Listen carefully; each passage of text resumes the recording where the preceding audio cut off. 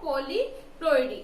एलोपोलीप्लोइडी में हम लोगों ने लास्ट पढ़ लिया था आर्टिफिशियली इंडक्शन ऑफ एलोपोलीप्लोइडी, या हम लोग बोल सकते हैं कृत्रिम रूप से किस प्रकार से प्रेरित किया जा सकता है बहुगुणिता को। ठीक है, और जो अब हमारा टॉपिक है वो है सिग्निफिकेंस ऑफ पॉलीप्लोइडी या सिग्निफिकेंस ऑफ एलोपोलीप्लोइडी। हम लोगों ने बता दिया था जो कृत्रिम रूप से एलोपोलीप्लोइड्स है वो 3 प्रकार से उत्पन्न किए जा सकते हैं, विकिरणों द्वारा, केमिकल ट्रीटमेंट के द्वारा और टिश्यू इंजरी के द्वारा। क्लियर है? अब जो अपना टॉपिक है वो क्या है, सिग्निफिकेंस ऑफ पॉलीप्लोइडी। तो अपना टॉपिक है application of allopolyploids in crop. Application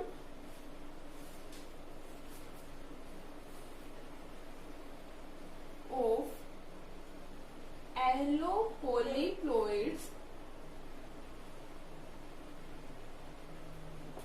in crops. तो हम लोग किसकी बात करेंगे, क्रॉप्स में जो उपयोग है पॉलीप्लोइड्स के उसके बारे में। We all know that students जो एलोपोलीप्लोइड्स है वो मोस्टली पाए जाते हैं इन प्लांट्स। किसमें पाई जाती है, प्लांट्स में पाई जाती है। तो हम एप्लीकेशन पढ़ेंगे कि क्या क्या उपयोग है एलोपोलीप्लोइड्स के। सबसे इम्पोर्टेंट बात, जो एलोपोलीप्लोइड्स है उनके द्वारा जो उत्पन्न जो प्रोजेनी होगी, हम लोग बोल सकते हैं जो जनरेशन होगी वो होगी फर्टाइल। हम लोगों ने लास्ट बता दिया था कि F1 जनरेशन भले ही स्टेराइल हो, लेकिन जो F2 जनरेशन हमें ऑब्टेन होती है वो ऑलवेज होगी कैसी, फर्टाइल। रीजन बता दिया था, होमोलोगस क्रोमोसोम की पेयरिंग हो जाने की वजह से जो बनने वाली जो संतति है वो कैसी होती है, फर्टाइल।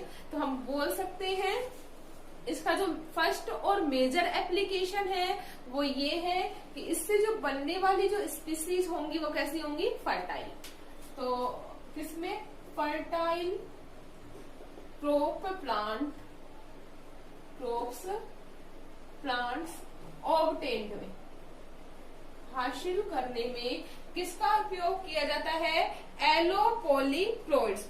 ठीक है, या फिर हम सेकंड लैंग्वेज में बोल सकते हैं या अदर लैंग्वेज में बोल सकते हैं कि इनके द्वारा स्टेराइल प्लांट्स को या स्टेराइल प्लांट्स द्वारा फर्टाइल प्लांट का क्या किया जा सकता है, फॉर्मेशन किया जा सकता है। इतना क्लियर है। नेक्स्ट अगर हम बात करें, इनके द्वारा त्रिगुणित, चतुर्थ गुणित, पंचगुणित पादपों का क्या किया जा सकता है, फॉर्मेशन किया जा सकता है। मतलब त्रिगुणिता, चतुर्गुणिता, पंचगुणिता आदि उत्पन्न की जा सकती है प्लांट्स में, जिससे कि उच्च किस्म के जो पादप है या उच्च किस्म हमें ऑब्टेन हो सकती है। हम लोगों ने बता दिया था कि इनका जो मेजर होता, जो इनके जो प्लांट का जो साइज होता है वो लार्ज होता है, इनका जो लीव्स साइज होता है वो भी लार्ज होता है, फ्रूट साइज ऑल्सो लार्ज। तो इसके द्वारा हम लोग बोल सकते हैं कि जो अच्छे किस्म के जो प्लांट्स हैं उनको ऑब्टेन किया जा सकता है। इतना क्लियर है। नेक्स्ट अगर हम बात करें, इनके द्वारा गेहूं, सरसों आदि में, एग्जाम्पल की अगर हम बात करें, गेहूं, सरसों, वीट, मस्टर्ड, गोसिपियम, कपास आदि की चतुर्थ गणित का मतलब 4 पेयर ऑफ क्रोमोसोम, चतुर्थ गुणित, पंचगुणित आदि स्पीसीज ऑब्टेन की जा सकती है। इतना क्लियर है।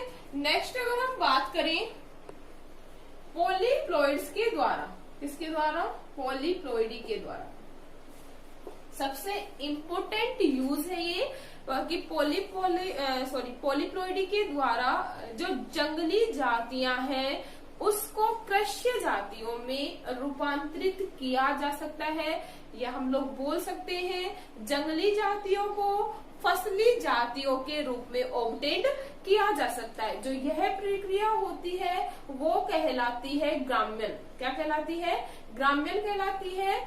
मतलब जंगली जातियों को कृषि योग्य पादपों में बदलने की जो क्रिया है वो क्या कहला रही है, ग्राम्यन। तो हम लोग बोल सकते हैं पॉलीप्लॉइड्स के द्वारा जो जंगली जाति है उनको फसली पौधों के रूप में रूपांतरित किया जा सकता है। जैसे हम एग्जाम्पल की बात करें, अफीम, जो अफीम था वो कैसा प्लांट है, एक वाइल्ड प्लांट है, और उसको हम लोगों ने कन्वर्ट किया किसमें, फसली पादप में। हम लोगों को पता है कि जो अफीम होता है उसकी खेती की जाती है, जबकि वो प्लांट कैसा है, वाइल्ड प्लांट। तो जो यह प्रोसेस है वो क्या कहलाई, ग्राम्यन। इतना क्लियर है। एग्जाम्पल की हम बात करते हैं पॉलीप्लॉइड्स के द्वारा उत्पन्न। जो एग्जाम्पल है वो है चपाती बनाने वाले गेहूं की उत्पत्ति। तो अपना एग्जाम्पल क्या है, चपाती बनाने वाले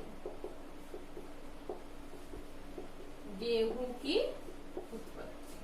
देखते हैं कि जो चपाती बनाने वाले जो गेहूं है उसका फॉर्मेशन किस प्रकार से किया गया। तो क्रॉस करा के देखते हैं। तो हम लोग देखते हैं कि चपाती बनाने वाले जो गेहूं है उसकी उत्पत्ति किस प्रकार से हुई। चपाती बनाने वाले गेहूं के निर्माण में जब फर्स्टली क्रॉस करवाया जाता है ट्रिटिकम मोनोकोकम का क्रॉस जब एजिनोप्सिस स्पिक्टोइड्स के साथ करवाया जाता है। जो ट्रिटिकम मोनोकोकम है उसके क्रोमोसोम को हम लोगों ने बताया कि ये ए है, और एजिनोप्सिस स्पिक्टोइड का जो क्रोमोसोम है वो हम लोग बता सकते हैं बी है, जिसमें 2n = 14 है। जबकि इसकी जो 2n की बात करें तो इसका जो 2n है वो भी कितना है, 14। हम लोगों ने ये डिप्लॉइड लिया। अब अगर हम बात करेंगे गैमेट्स की, तो गैमेट्स ऑलवेज कैसे बनेंगे, हैप्लॉइड। तो हैप्लॉइड गैमेट्स आए n = 7, सेम इसका भी n = 7। अब क्रॉस जो होगा वो होगा A और B के मध्य में। क्रॉस किसके मध्य हुआ, A और B के मध्य में। तो A और B के मध्य में क्रॉस करवाया तो जो सिंपल द्विगुणित या डिप्लॉइड जो स्पीसीज है वो हमें ऑब्टेन हुई, और जो सिंपल जो AB स्पीसीज प्राप्त हुई वो कैसी थी, sterile. We all know that कि जो एलोपोलीप्लॉइड्स होते हैं वो हमेशा स्टेराइल होते हैं जब तक ये द्विगुणित अवस्था में होते हैं। क्यों, reason we all know that, reason ये है कि इसमें जो असंगत क्रोमोसोम पाए जाने के कारण इनमें फर्टिलाइजेशन नहीं हो पाता। जब इनका स्वतः द्विगुणन करवाया जाता है तो जो क्रोमोसोम मिला वो हमें मिला AABB, मतलब चतुर्गुणित अवस्था में मिला। जो चतुर्गुणित अवस्था में मिला उस गेहूं का नाम था एमर गेहूं। कौन सा गेहूं था, एमर गेहूं। इसका जो क्रोमोसोम नंबर था वो कितना है, 28, क्योंकि 7, 7, 14 और 14 का जो डिप्लॉइड होगा वो कितना होगा, 28। तो एमर गेहूं में जो नंबर ऑफ क्रोमोसोम थे वो कितने थे, 28। इस प्रकार अब इस एमर गेहूं की दूसरी स्पीसीज के साथ जब क्रॉस करवाया जाता है तो जो विन्यास मिला वो हम लोगों को इस प्रकार से मिलता है। एजिलोस्क्लेरोसा जो है जाति, उसमें जो नंबर ऑफ क्रोमोसोम है 2n = 14 है, जिसकी चतुर्गुणित एमर जाति के साथ क्रॉस कराया जाता है वो कितना है, 2n = 28। तो इसमें हम लोग लेंगे n = 14, हैप्लॉइड होगा। इसका जो विन्यास था क्रोमोसोम का वो हम लोग बता सकते हैं DD है। जबकि अगर हम बात करें चतुर्गुणित एमर जाति का जो चतुर्गुणित एमर जाति है वो क्या है, AABB, जिसका 2n क्या होगा, AB। DD और AB में क्रॉस कराया जाता है। ये कितना था, 2n = 14। ये कितना है भाई, 2n = 14। तो n इसका क्या हो जाएगा, 7, और इसका जो है n = कितना हो जाएगा, 14। ठीक है, तो n क्या लिया, सिंगल D, और इसका डिप्लॉइड क्या लेंगे, AB। तो क्रॉस कराया, जो हमें स्पीसीज मिली वो क्या मिली, ABD, तीनों का मिक्सिंग होगा, ABD मिली। और इसमें जब स्वतः द्विगुणन कराया तो हमें मिला AABB और DD। तो AABB DD जो स्पीसीज थी वो कैसी थी, 60 गुणित गेहूं, जो हमारा गेहूं था वो चपाती बनाने लायक था। 6x गेहूं था जिसमें number of chromosome 2n equal to कितना था 14, क्यों 14 इसके क्रोमोसोम नंबर और 7 इसके। तो इसका जो डिप्लॉइड फॉर्म हुआ वो कितना हुआ जो टोटल हुआ 21 और डिप्लॉइड जो मिले वो हमें मिले 42 क्रोमोसोम। जो ये गेहूं था वो कैसा था, चपाती बनाने लायक। क्लियर है। तो ये हमारा एग्जाम्पल है एलो पॉलीप्लॉइड का।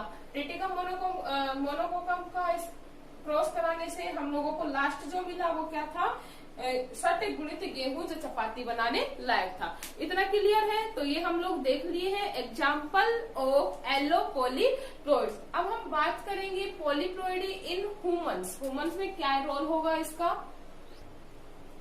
तो हम अब बात करते हैं महत्वपूर्ण वंशागत बीमारियां। टॉपिक है अपना महत्वपूर्ण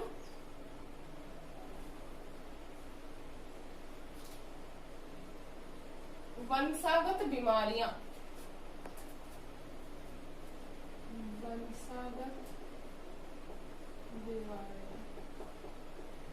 यहाँ हम एंजियोप्लोइडी की बात करेंगे कि कौन कौन सी बीमारियां ह्यूमंस में पाई जाती है जो वंशानुगत होती है। फर्स्टली भी हम लोग जान लेते हैं कि वंशानुगत बीमारियां क्या होती हैं।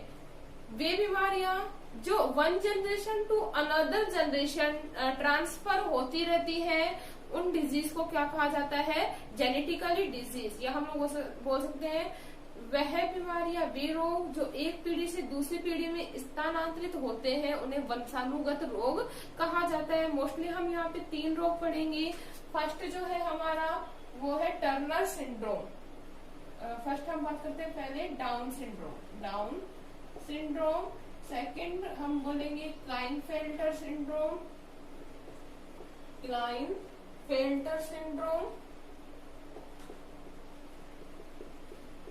और जो थर्ड है हमारा वो है टर्नर सिंड्रोम।